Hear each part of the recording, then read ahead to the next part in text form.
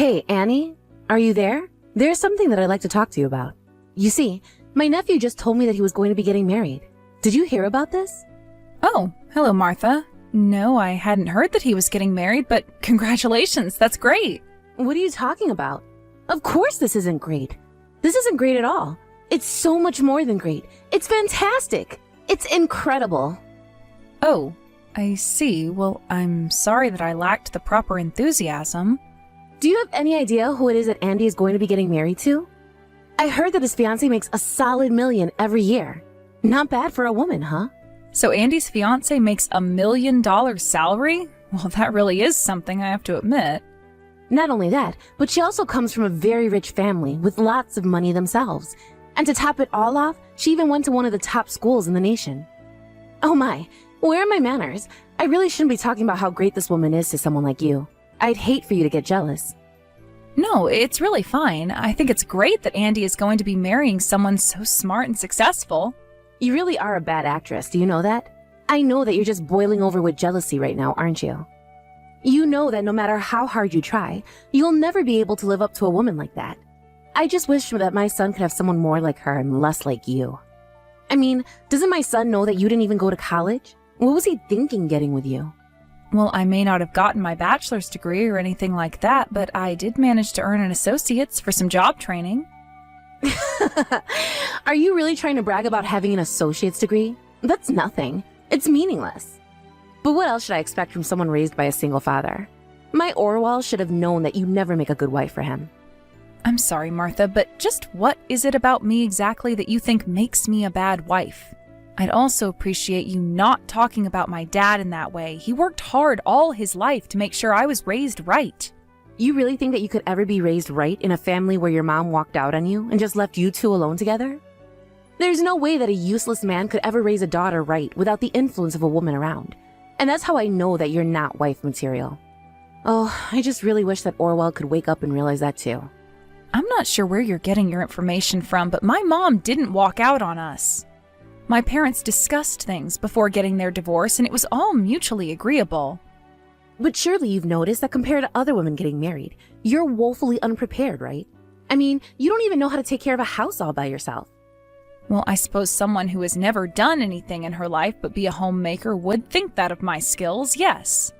And for that, I'm really sorry, but you should know that I try hard to get better at it every day. Well, if you want my advice, you should really try and take some cooking lessons. I think that's where you really screw up the most. So don't get cocky just because you happen to make a few good dishes now and then, okay? Oh, I didn't realize that I was being cocky about anything at all right now. Well, what about when my family came over to the house to celebrate the New Year with us? You remember all the people who came, right? You must have thought it was so nice having men fawning over you, complimenting your cooking and style and looks. But you really just let that go all straight to your head, didn't you? I'm sorry, but I really am not sure what one has to do with the other. But if you really want to know, yes, I was happy to have so much fun with your family. But I certainly never meant for it to appear as if I was taking that for granted or trying to show off at all. Oh, please. It was so obvious what you were trying to do. I saw the way you were smiling and pretending to be so happy around everyone. You must have forgotten that they were there for New Year's and not you. But who cares as long as you were being complimented, right? Martha, I'm really not sure where any of this is coming from at all, but I really don't think I was acting the way you remember. Oh, please. I know what I saw, and I know how to read straight the kind of woman that you really are, Annie. I mean, I guess that I must not be the kind of person that you like, but I just can't understand what it is that makes you act this way. I already told you exactly why it is I feel this way about you. Weren't you reading my messages at all? Or were they just not making it through that thick skull of yours? There really isn't any need for you to be talking to me like that. Oh, please. You don't get to order me around. I know right from the start that my little Orwell should have never married a girl like you. But just remember that this is your fault for not being a better woman and a better wife. I hope that my son falls out of love with you and leaves you far behind. If you have a problem, I can accept that, but please keep your comments about my marriage and husband to yourself. You really telling me how to talk about my own son right now? You really do have some nerve, do you know that? But I'm only being honest. It's just a matter of time before he leaves you, and I hope it's sooner rather than later. And then we can all finally be rid of you for good. Hey there, Annie. I was just wondering how much longer were you going to take to finally get back home? Well, I actually just did get back home, so here I am, I guess. I see. Well, I'm glad to hear that you made it back all in one piece. Thank you? Anyways, how are you doing?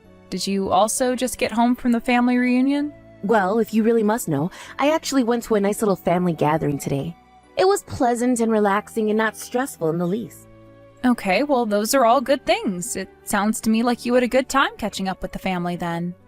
I hope that one day I can feel that same way at these family gatherings that happen. Oh no, you should never be made to feel comfortable around my family. You should always feel on edge and like you're doing something wrong around them. Don't you know anything about being a wife at all?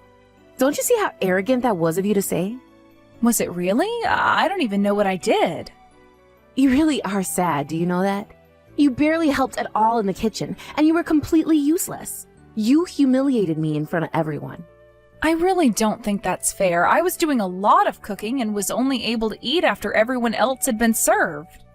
In fact, the only reason I stopped to eat at all is because of the rest of your family insisting that I had done enough and deserved a break. And you just did what they said in the first invitation? Don't you know that good wife should insist on working despite people telling her to stop? Don't you know of the rules of hosting your husband's family? You can't just stop working because someone tells you to. Honestly, don't you know anything at all? You really are just so embarrassing all of the time. I'm sorry, Martha. I just didn't want to argue with your family, and I was getting pretty tired, so I thought it would be okay. I don't care what excuse you've come up with to try and excuse yourself out of this. Why did you even bother showing up to this event when you're not part of the family? But you just said that I was part of the family, right? I mean, you were talking about me hosting my husband's family, which I'd also be a part of, right? This just proves you really don't know anything at all. You're nobody, got it? You're nothing to this family, and I don't appreciate you trying to sink your claws into my family. I'm not trying to sink my claws into anyone. Besides, Orwell and I are literally married. You think that just because you've married someone means that you're part of their family? You need to earn your place here, and it's going to take some time. And you are going to be banned from any further family functions until you've built up more trust. But I felt like everyone enjoyed having me around. I didn't think I was doing anything awkward. Everyone was so nice to me. I thought I had finally started to ingratiate myself to them. And just what in the world makes you think that you can be a fair judge of that, Besides, you only got that impression because, unlike you, my family knows the basics of manners and dealing with outsiders like you. But if you're just going to talk back to me like this, then I don't ever want to see you at another family gathering again. Do you understand me? You really never want me to show up to another one of these functions again? That's right. At least you seem to be able to understand that much. But I just can't stand you embarrassing me any longer. Now, we are going to be having a wedding in the family next month, but you are not to show your face there. Understand? Are you talking about the wedding for Orwell's cousin? He and I both got invitations to be there. Wouldn't the rude thing be to not show up at this point? There you go again, showing that you really have no idea how the real world works. You were going to tell her that something came up and that's why you can't show up. Are you really so stupid that you needed me to think that up for you as well? But wouldn't it be weird if I didn't go to the wedding but Orwell did? And just what would be weird about that? Why do you think that anyone would want some outsider like you showing up at this wedding anyways? Martha, I think the only one who doesn't want me to be at the wedding is actually you. Of course it's not only me. My husband says all the time about how uppity he thinks you are and how rude and embarrassing you're always being. Are you sure? Because I really don't get that sense from the times that I've interacted with him. Oh, so no, you don't think you know my husband better than I do? And if you have tricked anyone into liking you, it's only because you're being a little kiss-up. But I'm sick and tired of seeing you do nothing at our family reunions. And your husband really agrees with all of what you're saying about me? Of course. Neither I nor my husband like you at all, do you understand? And the rest of the family feels the exact same way. Nobody can stand being around you and my family, and that's why you're banned from any future family events. Do I make myself clear, Annie? Oh yes, you make yourself crystal clear, Martha. I'll be sure to remember this. Annie, are you there? This is an emergency. Get back to me as soon as you can. I need you to send me some money right away. Wait, what? I'm confused. What is all of this about? Why do you need me to send you money? It's my husband. Haven't you heard about him? He can't work anymore. Oh, yes, I heard about him and that he'd gotten sick with something. Well, it's true. The disease, he just ravaged his body, and now he barely has any strength to even eat, let alone work a job. That's why you need to start sending us $2,000 a month. But I thought you said that I wasn't part of the family and that I was just an outsider, right? You told me that you didn't want me weeding my way into your family's affairs, remember? What in the world are you talking about? Of course we're family, and family is supposed to help each other during times of need. I'm only quoting things that you've said to me in the past. You told me that I wasn't part of the family and that I'd have to earn my way into it. That's why you told me to stop showing up to family functions or events, remember? But you're married to my son. How can you say that you're not family when you're literally my daughter-in-law? That's exactly what I was trying to ask you all those years ago, but you shot me down and insisted that you were right about everything.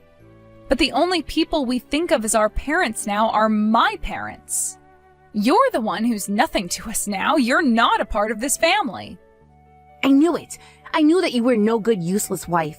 I should have been more strict with you. Now look at you thinking you can talk to me like this. You literally tried to ban me from participating in any family functions. You do realize that, right?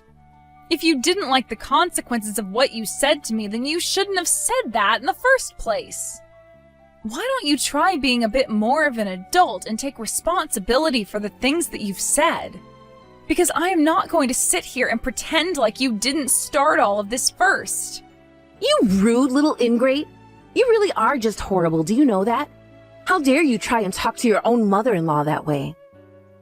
I already told you that you're nothing to me, so if you think that you can just call on Orwell and I in your time of need, then that's too bad. I mean, aren't you even embarrassed in the slightest about asking like this? Besides, if your husband is really sick and can't work, then it sounds to me like it's time for you to get a job. But you know that I've never held a job as long as I've lived. Besides, who in their right minds would hire someone at my age? Oh, I don't know about that. I think places are pretty desperate for new hires. I'm sure that if you apply yourself, you'll find something. But I'm not about to let you start leeching off of us because you're too lazy to work. And just who do you think you are calling me a leech, huh? What's wrong with a mother coming to her son and wife and asking for help like this? Why are you taking such a horrible attitude with me when you can see that I just want a little help? How can you be rude like this? You're the one that's reaching out to me after years of not talking, and you're only doing it to ask for money. Why on earth do you think that I would have to be polite to you for doing that? You didn't even try to build up to asking for it. You really are such a nasty person to deal with. Do you know that? Why would I give money to someone who's been so horrible to me? Ugh, I've had it with you. I don't know why I even bothered sending this message to you. I knew that I should have just gone to my son about this in the first place. I never want to hear from you again. Do you understand me? Annie, dear? Are you there? I just wanted to apologize for my behavior earlier and for the things that I said. Didn't you just tell me that you never ever wanted to hear from me again? Well, yes. But that was taking things too far. I shouldn't have said that. I guess I just got a bit flustered is all. You mean you got upset because I told you I wasn't going to give you any money? And now you're only apologizing to me because you think doing so will get you money. Well, I didn't think that Orwell would be so upset with me either, but he told me that he couldn't forgive me for the way that I had treated you. I see. I actually was just getting some texts from Orwell about how mad he was that he had to deal with you again today. He told me that he didn't want to talk to me ever again either. But I didn't even do anything. I don't deserve to be treated like this. I know that you're a good enough wife to know how to treat your mother-in-law, right? Excuse me? You made me feel like an idiot just for wanting to get along with your family. You told me that I was an embarrassment, and now you have the gall to try and pretend like none of that happened? Do you really believe that, or do you just think I'm stupid enough to fall for this? I don't think you're stupid at all, Annie. Please, let's not fight. That's not what I came here to do. Can't we all just be polite right now? Oh, really? And just where was being polite with each other earlier today, huh? I don't care how many times you apologize to me, you aren't going to get a penny out of me. So go ahead and find someone else to try and mooch off of. Please, I just need $1,000. Just $1,000 a month. We don't make enough money with our retirement to make ends meet here. Even if I were to work, it still wouldn't be enough. Besides, I still have to wait for my paycheck, and we really need the money now. Can't you just please help us until then? I'm sorry, but it sounds to me like you'll just have to make some serious cuts to your budget. You might want to go and stock up on some instant noodles and other cheap foods. You really can't expect people our age to live off that, do you? Please, we barely even have enough for groceries. Are you really going to condemn 2 seniors to having to live like this? Sounds to me like you don't have much of a choice. Besides, it's not my fault you didn't plan better in your youth for when you would get old. But I suppose now you can really only blame yourself for how poor you are now. Okay, fine. It doesn't have to be 1,000, but at least 500. Surely you can spare that much. I'm afraid that you're really not getting it, are you? I'm not quite sure that there's much point in continuing this conversation at this point. Please, don't do this to me. Don't you realize that you're going to be leaving me with nothing? I need money. I have debts. Are you talking about the mortgage on your house or something like that? No, not that. I've been carrying around a bit of debt with me for the past few years. And just how did you end up getting all of this debt in the first place? Well, I applied for a new credit card because my husband was always telling me to cut back on my shopping, and I didn't want him to know, and well, I guess I just ended up spending more than I expected to. And just how much credit card debt do you have now? It's about $30,000 with debt at the moment. Wow, I really just don't even know what to say to that at all. But I thought that we'd be okay. I didn't know that my husband was going to get sick. I thought that he'd still be working. I didn't think that he'd be forced to retire this early.